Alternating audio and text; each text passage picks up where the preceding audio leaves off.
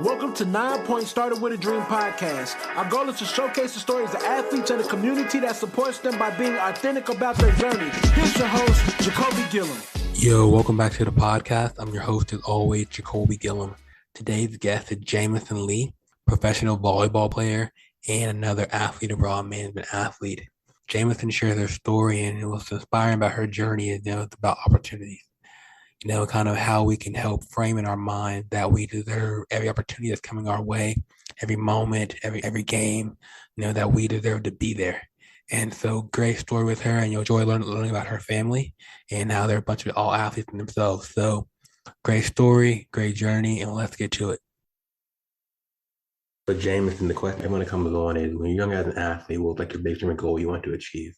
My biggest dream and goal, honestly, was just to play volleyball. Like, I didn't really have aspirations of going to college and playing volleyball until I got to probably my freshman year. Both my parents were D1 athletes in college. They both went to Long Beach State. My mom played volleyball and my dad played basketball.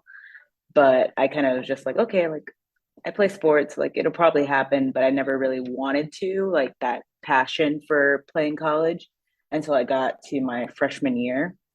And so then by that time, that's when my goal was like, okay, yeah, I want to go D1. Like, I want to make it as at that time in ninth grade, I was an outside.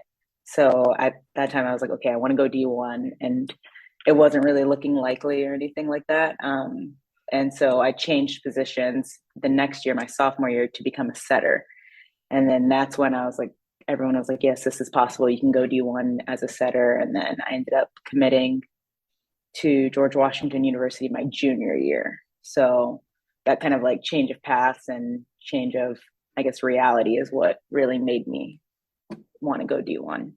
Okay, so for you, what was D1 because of your parents, or was it more just because the hype around being a D1 athlete? I think it was the hype around it, and kind of like that's everyone's big goal at first. It's like, oh yeah, I want to be a D1 athlete. Like, this is where everything is. So definitely that hype. Like, looking back on it now, if I would have stayed an outside, I could have for sure would have been happy going D2, D3, anything like that.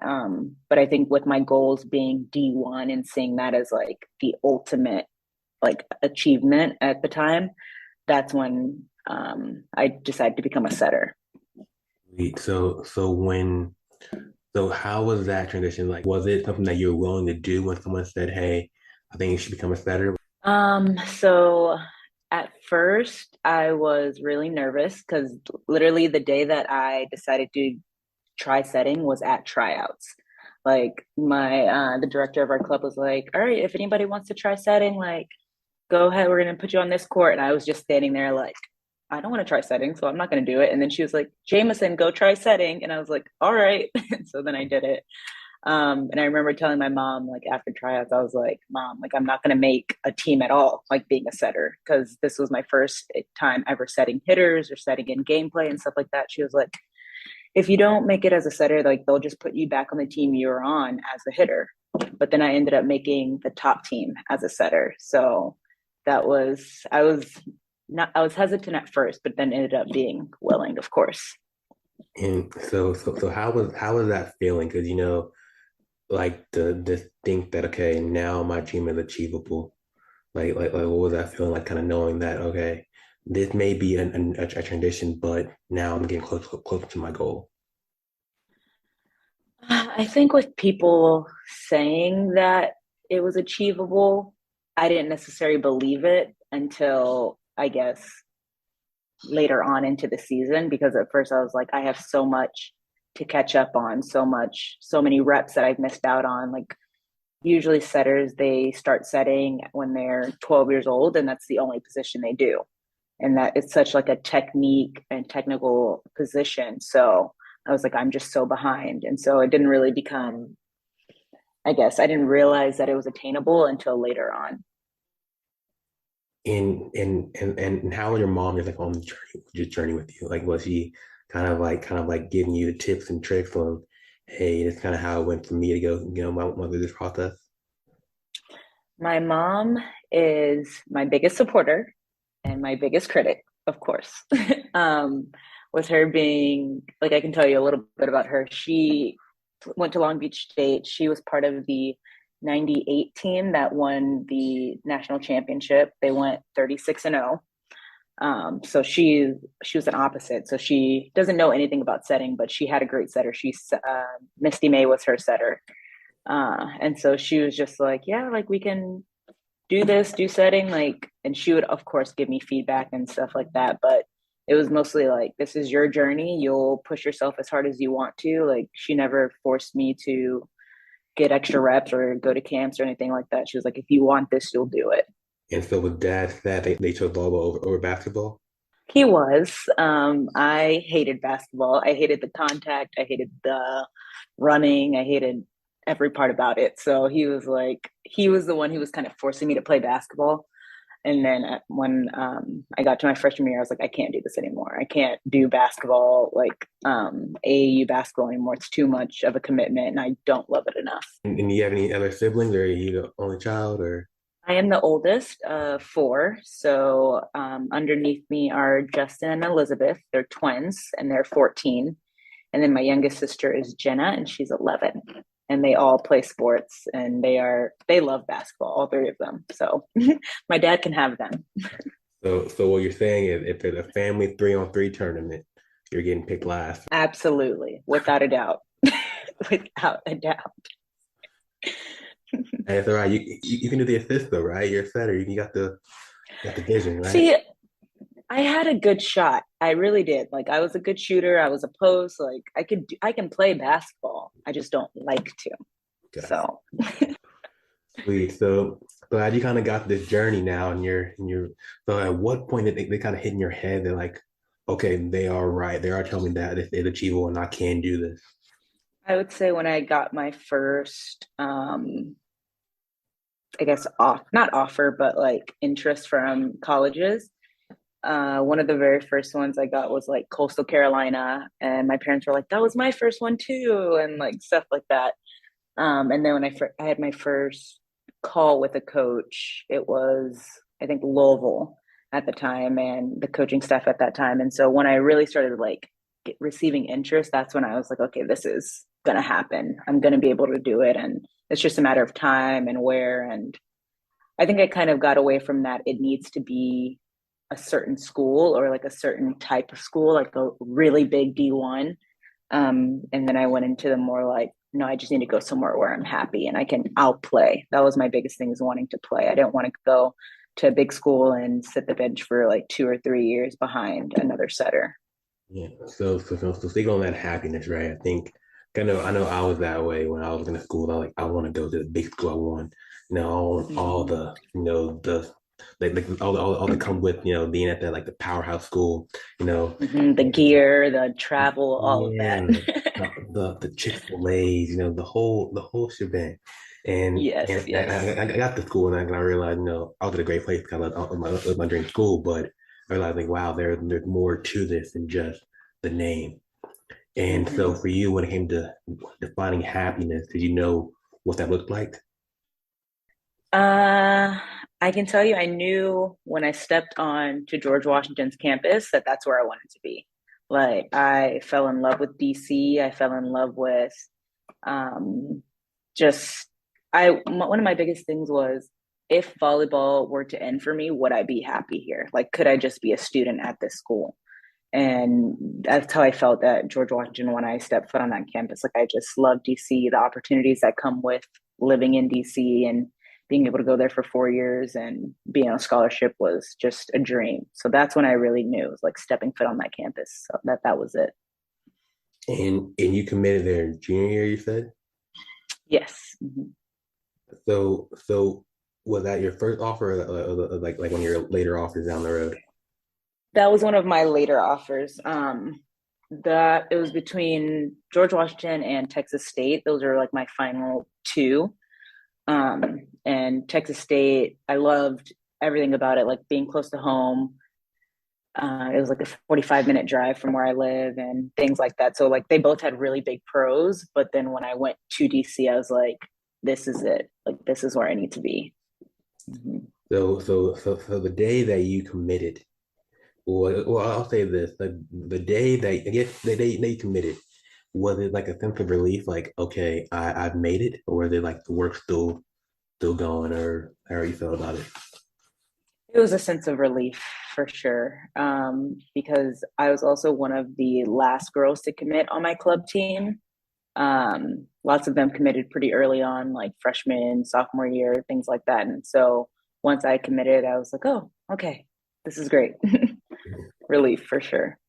So for you, outside of going D1, what goal did you kind of have for yourself as a player, maybe in high school or anything? Well, in high school, I went to a small private school called Brentwood Christian, and I went there with three of my club teammates. And so our junior year, we were a very, very good team. It was a small school. Like in my graduating class, there was 29 students. Um, but volleyball wise, like we were really good, and we would play like with the best. We ended up getting second that year in state. And so going into my senior year, of course, our goal was like we want to win state, and they had gotten second before, and so of course that like first place is the goal. And then senior year, we won state, so that was everything. Oh, so you got the little I got the medal, I got I got the ring, all of that. 11 patch. Yep. Hmm. Hey, so that's impressive though, because Texas is a big state and big in sports, especially volleyball. So Yes. to Yes. pull it off, that's congrats to you. So Thank you. so so now if we fast forward a little bit, you're gonna be a freshman at George Washington. Hmm. What was your mindset going into joining a new team, joining in a new city, that you're gonna achieve some goal that you had in mind? I would say that freshman year was a really big wake up call. It was realizing that, kind of like you said, like it's a lot more work than you think. Like it's not enough to just be athletic. Like you have to be willing to do the extra reps and do the extra weights and things like that. Like I had never really lifted weights much until I got to college.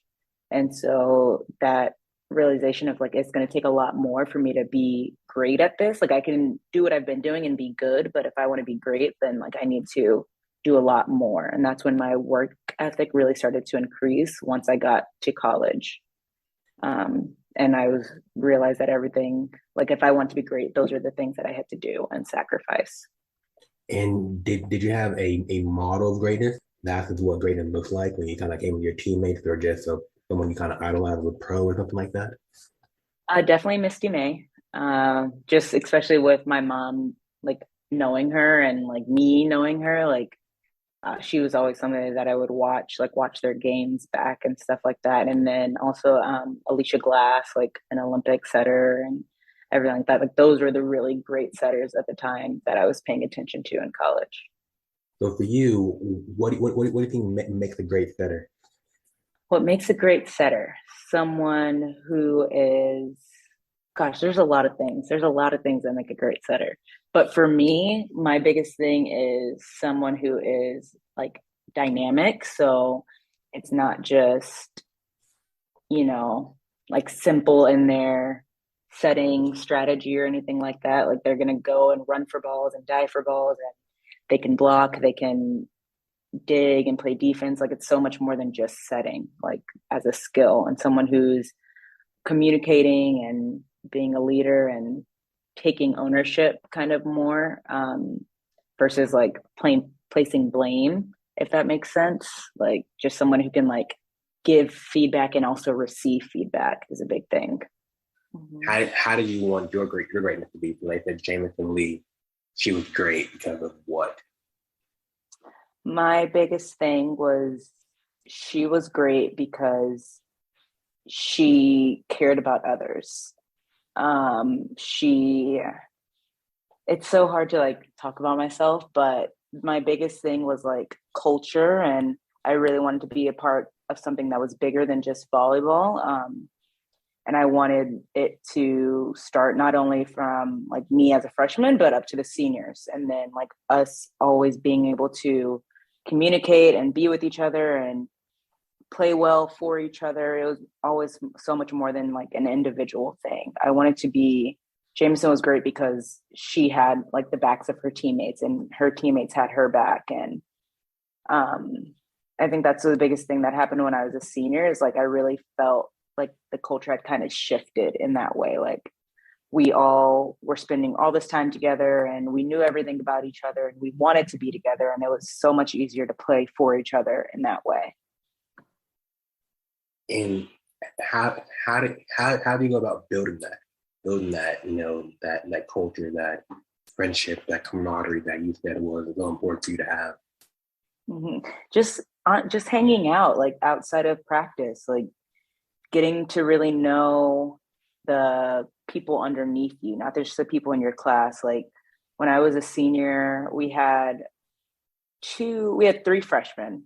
And we would spend time with them in their dorm room and invite them to hang out with us and just learning just about them and who they were as people, not just as volleyball players. So I think just taking that time to really understand what makes someone how they are, like how were they raised and where did they grow up and stuff like that. So that freshman year, you said it was like a wake-up call for you in the sense of kind of like just the overall experience. What was like the hardest part for you? The hardest part for me was, I think, finding that balance between volleyball, school, and then also social life. Of course, I think everybody kind of goes through that their first year, like spending a little bit too much time hanging out and wanting to go to parties and stuff like that and not really focus so much on grades or just anything like that, or wanting to try to focus too much on training and then you don't have a social life. And so finding that balance was definitely the hardest part. And especially in DC, I feel like there's so much happening every day. Mm-hmm. Yes. And everything's like right at your fingertips, just a walk away. It's amazing. Athletes specifically had to live on campus mainly, like especially if you were on scholarship, just because DC housing is so expensive. And so much easier to live on campus and be like, our campus was only, I want to say like 4 or 5 blocks by 5 blocks. So it wasn't like huge. So it was easier to live on campus. And then like housing was nice. Like it wasn't any mold or like really bad housing horror stories that you hear. So you're now Jaimeson Lee, you're a freshman at George Washington University, and it is your first game. What was going through your mind? What was going through my mind was be the best cheerleader you can be, because I wasn't playing. So it was kind of like just have fun and make the most of this and enjoy the experience. And if you do get your time, just use it as well as you can. And eventually I did, because the senior setter above me, she ended up getting hurt. So I ended up playing like towards the end of the season a lot. Were you ready? I was ready. It was really exciting too, because my mom actually had just come out for a game and I hadn't told her that I started playing. And so she got to see me play for the first time in college. How did that bond grow once you kind of got to college, kind of had that same kind of shared kind of experience? Our bond, it grew. Like me and my mom are already really, really close. Because it was only just me and her for 10 years, like before my siblings, and my dad played professional basketball, so he was gone a lot. So we were already close. But then me going to college and kind of being away being away further, like just made us grow closer. And like I said, she's my biggest supporter and everything to me. Sweet. So then I'm guessing if you guys are ever playing sand volleyball, you're the first person picked. Yeah, well, if I tell you, a few years ago, yes, I'd be the first person picked. But now my siblings, like my brother, he is so good at volleyball. Now he might get picked over me. Y'all got a squad then. Y'all ready to We really do. And honestly, other than that, we are going to go on Family Feud one day when they're of age. And we are going to give people a run for their money for sure. Okay, then Family Feud, who's the captain of the team? Captain of the team is definitely my mom, without a doubt. And the problem is there's 6 of us, but I think there's only 5 spots in Family Feud. So somebody's got to sit out, and I don't know who that person would be. Probably my dad. Oh, you can't cut that, right? I know you can't cut dad because he'd be the perfect person to go on Family Feud because they always like talk about their stories and stuff, and he has a great story too. So I don't know. I really don't know who it would be. You know, deep down, you know who's getting caught by. You know. I I You don't know. I can't say it because if this goes out and then they hear this, I can't. But deep down, that person knows, like, yeah, I'm going to cut. They know deep down. I'll say it'll be my youngest sister Jenna, just because she's the youngest, and so it'll take a little bit longer for her to get there, to get 18. All right, we'll take that. That's the reason. But Jenna, we can get of age. She's ready to fight for somebody's spot. Yes, exactly. So kind of having an athletic family, did that push you harder to kind of want to maybe, I don't know, say, sibling rivalries, right? That want to be the best, or they're just kind of just more not really a factor for you? It wasn't a factor for me just because me and my siblings have such an age gap. I'm 10 years and 12 years older than them. So I've done everything before they've even thought about anything, So I've gone to college and graduated college, and I'm playing professional now, and they're just in 8th grade and 6th grade. So it's not really, maybe for them, probably there's a little bit more of that sibling rivalry, but for me, it wasn't really a factor. I would say they definitely talk to me more about the mental side of it, which I really appreciate because for me, that's been such a big thing, is like the mental side of volleyball and playing sports and being an athlete. And so at their age, like being 14 and 12, they come to me a lot for that stuff, which is really nice. And then the physical stuff, they have that down. Like the work ethic, not so much, but I can't say anything because I didn't have the work ethic in 8th grade. So, so for you, what was there a moment at your watching to kind of hit you mentally that you're like, all right, I gotta figure out how to bounce back from this? My freshman year specifically, I going into the spring semester, like I said, the balance was hard with the school and the having fun and all that stuff. So I ended up getting, unfortunately, placed on academic probation and having to bounce back from that, really like buckle down and be like, you've got to shift your perspective. Like you are here on a scholarship to play volleyball and go to school, get your education. Like you need to focus, and everything else kind of comes second to that. So that was really the wake up call and the slap in the face, and having to tell my parents that I was on academic probation. Oh my gosh, was the hardest thing because I didn't tell them until I was leaving to go back to college. Like, oh my gosh. Yeah. You're like, hey, so this happened. See you. Yeah. Okay, I gotta go. I'm going back to school now. That was smooth. Yeah. They didn't think so, but it's fine.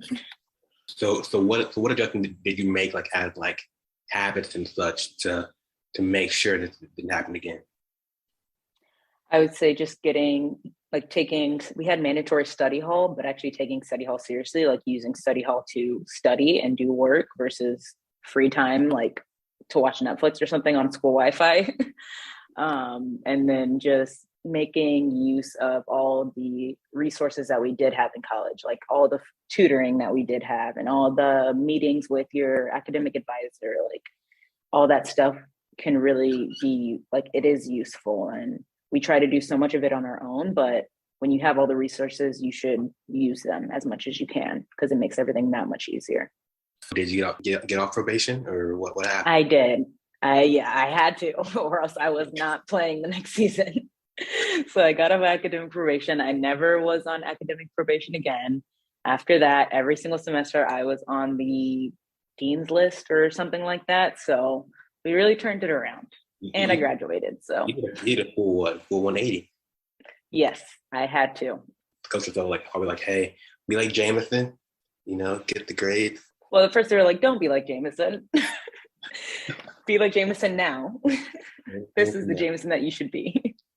Sweet. So outside of like the academic kind of finding that the balance, was there ever another moment that kind of like maybe kind of made you push you to be better In terms of volleyball?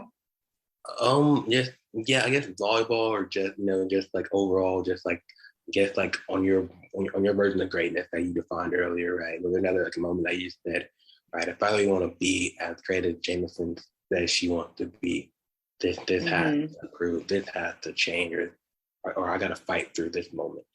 Yeah, I would probably say when I decided that I wanted to play professional. Um, so that was the year of 2020, so the year Corona hit.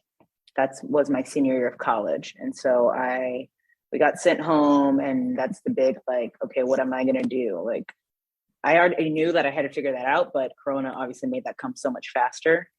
And so then deciding that I wanted to play professionally, it really had to shift in my mind, like, okay, what does that person look like? Like, what commitment is that person willing to make to be the best setter and player that they can be in the future? And what are they doing now? Like, what does that look like now? What was your answer for that? Getting in the gym, getting extra reps, weightlifting, and then just like even healthier eating, things like that, taking care of my sleep and all of that, like realizing that so much more goes into it than just, being good at volleyball. So what was your thoughts on just like what this could look like for you if you kind of did your research?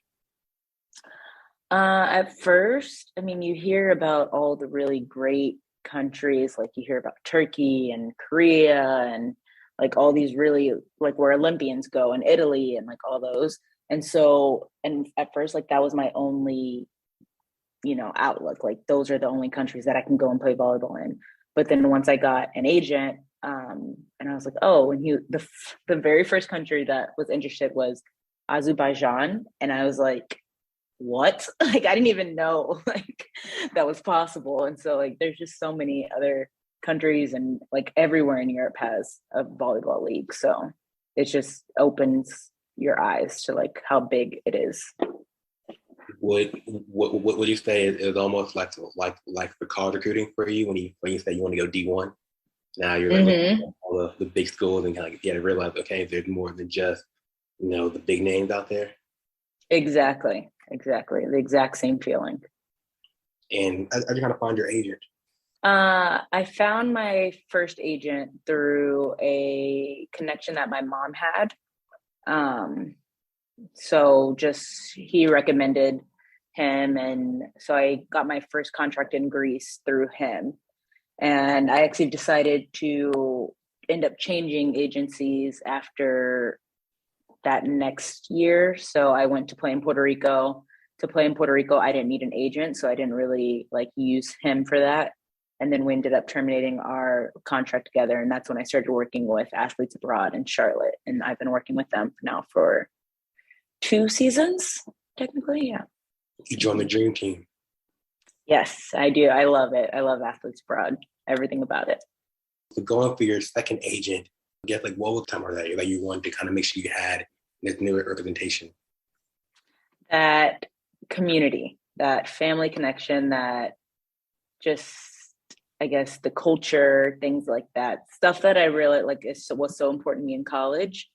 I realized later on that it's important to me now, and like having someone always checking in on me, or not always, but like checking in on me, seeing how things are doing, and you know, just we have these monthly meetings and things like that. So like that culture and community is really what the biggest part is for me.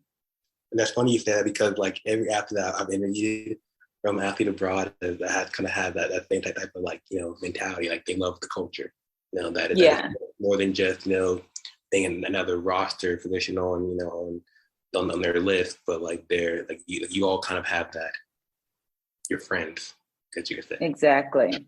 Exactly. Yeah. It's so like that's the biggest thing is it's so much more than just being a name for Charlotte and Kathleen to like be like, okay, I've got this player and this player and this player and this player, but like I feel like they know each one of us like personally, and they care. That's sweet.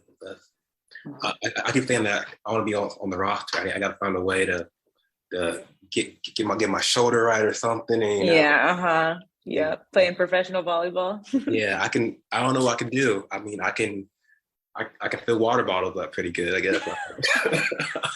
I don't know if they need that position. I don't know how much money you get for that. Like Italy, hey, I got a guy that can fill some good water. Can fill some good water. Good water, like water boy style. Like he's ready, coach. That would be, if you get a job doing that, I might change and also be a water girl. You know, I have faith in Charlotte and Kathleen. Not myself, but I have faith in them. So I might.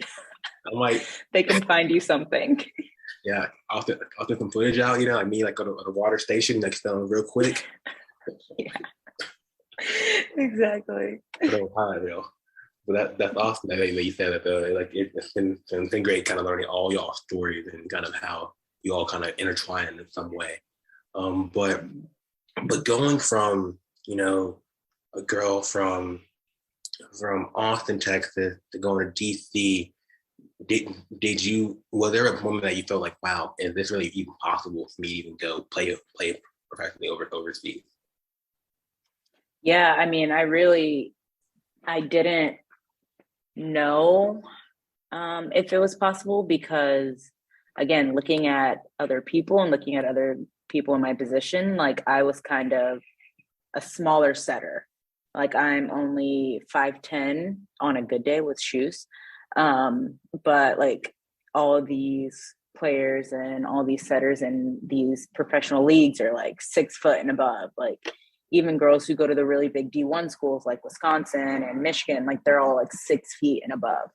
And so I didn't know how possible it was for me. Of course, I have like my own attributes, like I'm a really good jumper and things like that. So it was just kind of finding that team that was willing to be like, okay, like, yes, we can use her. I'll look back at the question right here. So if you look back, you know, like, and you talk to, you know, like club team Jaimeson, and what would you tell her about the journey ahead that she's going to go D1, play in DC, you know, then go play abroad? What would you tell her about the journey ahead? I would tell her to stop comparing herself to other people and just work with what she's got, because it's enough and it's so much more than you realize. Like, you are athletic, you deserve to be in all these positions. There's a reason you keep making it this far. Like, it's not luck or anything like that. Like, you deserve to be in these spaces. Like, just accept yourself and stop looking to other people and comparing yourself to other people. That deep. Yeah. They say, like, one of my favorite quotes is that comparison is the thief of joy. And I completely believe that, because if you're looking at all these other people, like, you can't be happy with what you have. Yeah. So for you, along the journey so far, was that a big, that's something that you kind of had to work on, that comparison between, you know, your height and compared to everyone else that you're looking at, things like that? Mm-hmm, for sure. Even with going overseas and like being considered the top setter, or like the first setter, there's like a first setter and a second setter. Even being considered a first setter, I would still compare myself to the second setter. Like, even if, say, they were smaller than me, like I'd be like, okay, well, they're better at this or they're better at that, and that's why, like, I'm not good enough. So it definitely has been a process and a journey to really learn to find, or to know that I have the things that make me valuable to this team. Okay, so I'm gonna put you on a Family Feud question right now. All right. Okay. All right. So Steve Harvey right now. I'm gonna get my Steve Harvey on. All right. Okay. So answer on the board. So Jaimeson, there's 5 points. There's 5 answers on the board. What makes Jaimeson great? Jaimeson is a good communicator. She can take feedback really well. She is a good jumper. She has good energy, and she is consistent. Okay. Is that 5? Does Jaimeson deserve the opportunity that she has? Jaimeson deserves every opportunity that she has. Everything that's coming her way is exactly what's supposed to happen. Ding, ding, ding. Mic drop. You win $20,000 And a new car. And everyone's jumping and clapping. The whole thing Yes. runs out. And we're like, yeah. Yes. Yeah. Sweet. And I love that you said that. Like for you, opportunity heading your way. What's coming right now? What's coming for me right now is just focusing and being where my feet are. So being in Portugal, being here committed to this team. We start like officially playing this weekend. So our very first match is Saturday, but it's like a tournament. So it's against other teams in the league and stuff like that. So really like testing where we are and having wins under our belt, hopefully. So yeah, just being where my feet are and being present and not thinking so like too much about the future, like not where I'm going to be next season or anything like that, because I'm here now. Any big goals for this season or even little goals for this season? One of the biggest goals is to stay in the top league. So you have to be top. There's 14 teams in the league. If we're top 8 after the first round, then we're automatically like staying in the top league. If we're bottom 6, then we have to do like a playoffs to see who's going to keep going. So that's the first goal. It's always just to like stay in the top league.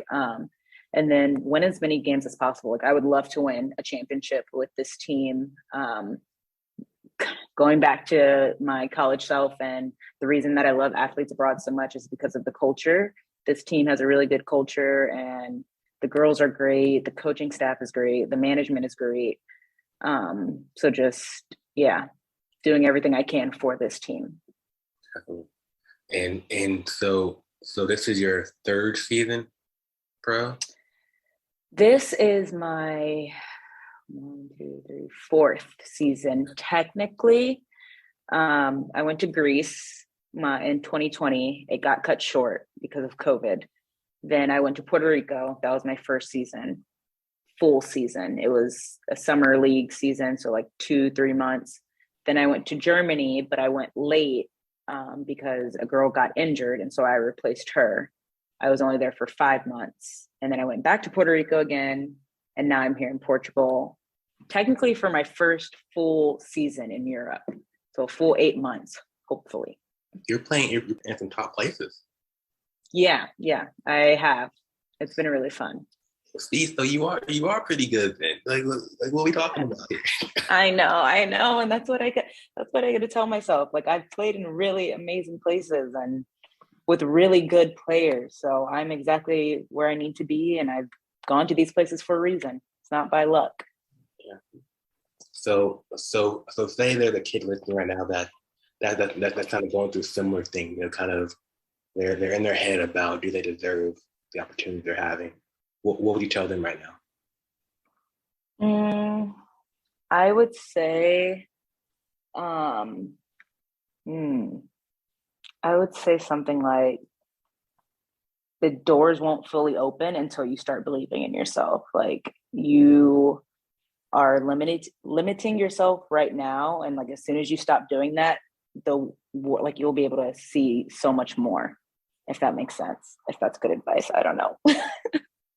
It's so good that I'm gonna quote it on Instagram. Yes, that's what I was looking for. The door won't open until you believe in yourself. Yeah. That's the word right there, Jaimeson. Thanks. That just came out of my head. It's probably somewhere out there. I've probably read it somewhere, but just pulled that out. Go tweet it right now. Go tweet it now. I know, I need to put it in my bio on my Instagram, Twitter, all of it. Claim it. Jaimeson said this on. Yes. On your interview. Heard it here first. Your podcast. My mom made it. Great. That's great advice that I think it works for probably youth kids coming up and probably adults now. Just like, I'm sure you're not the only athlete that deals with, just like that belief, right? Just to say like, I got this. So I'm glad you're saying that. So I kind of work towards the interview, so first game, what's the goal? We trying to set some records or what? The goal is to sweep the team that we're playing. So 3-0. I want to get not easy win, but like a decisive win. Like I want to be like, hey, SC Braga is here and they're ready for the first division. That's a dope name, SC Braga. Yeah. It's like the Fast and the Furious, like Braga. Mm-hmm. And then I guess like for you, jersey wise, are you a certain number that you love having every year, or is it kind of just as it varies? I wish. And all throughout my club career, I was number 4. I go to college, number 4 is taken by a sophomore. So I couldn't even get it like the next year or anything like that. So then I become 14. I was 14 because my dad was 14 when he played for the Puerto Rico national team. So I was like, okay, I'll do 14. It has a 4 in it. Fine, that's good. And then my first year in Greece, I was 4. Puerto Rico, I was 14. Unfortunately, in Germany, I was number 13, which is probably a sign of why everything kind of started going downhill. Unlucky number 13. And here in Braga, I am number 19. And I chose that because my birthday is on the 19th. So some good energy back. 19th of what month? June. So happy belated birthday. Mm-hmm. Yeah. Thank you. Okay. So we're number 19 this year. Mm-hmm. So I mean, this first game we're gonna have 19 assists. That more than that, I hope. If it's a 3-set win, 19's a good number. Yeah, 19's a good number for 3 sets. 3 sets. If we're going 5 sets, what's a good number? If it's 5 sets, you're hoping like 30s, sometimes 40s. Sometimes people get 40s in 5 sets. Depends on how close the sets are. Okay. All right. So my goal would be to have like every water bottle filled every 10 seconds. Just be on the. I would love it to have a water person like that, like who just always has the water bottle filled. Like, don't even have to worry. I would have a headband on. I would have an arm sleeve. I'll be full decked out. Yes, with the carts and everything. I'll be getting stretching for the game. Getting this motion specifically, like right here. Get my shoulder stretched out, no protect. Mm-hmm. I would be the Misty May. I'll be the Jaimeson Lee of water bottle. I'll be that. Love that. So I'll manifest it. Charlotte, when you hear this, Kathleen, when you hear this, if they can do it, it's possible. They can make it happen. I'll send you highlights. I'll be on YouTube. I'll start the hashtag. That's great. Sweet. Well, Jaimeson, it's been great having you on. My question for you: social media, anything where you're at right now, we kind of go follow you. Yeah, I am at the Jamie Lee, so TheJamilee on Instagram and Twitter, and then on TikTok right now I'm Jaimeson Lee 222. I had to make a new TikTok because my other one I forgot the password, so that's where I am on the socials. So what's your TikTok style? Are you in the trenches doing the dances? Or are you making kit? I am doing the dances. I'm not so much for like the aesthetic, like day in my life vlogs. I am the dancing TikTok. Am I good at it? No. Is it fun? Yes. I thought something I want the new one is like with the Beyonce thing, right? They're figuring it out. That'll be the next one I learn. Okay. All right. We'll look out for it. All right. Thank you so much for having me. Yo, thanks for listening to this episode of the 9 Point Started With a Dream podcast. If you enjoyed this episode, please comment, share, leave a review. We would love to hear your thoughts. You can find more athlete-driven content at 9point.com. Till the next episode, you're only one opportunity away. Peace.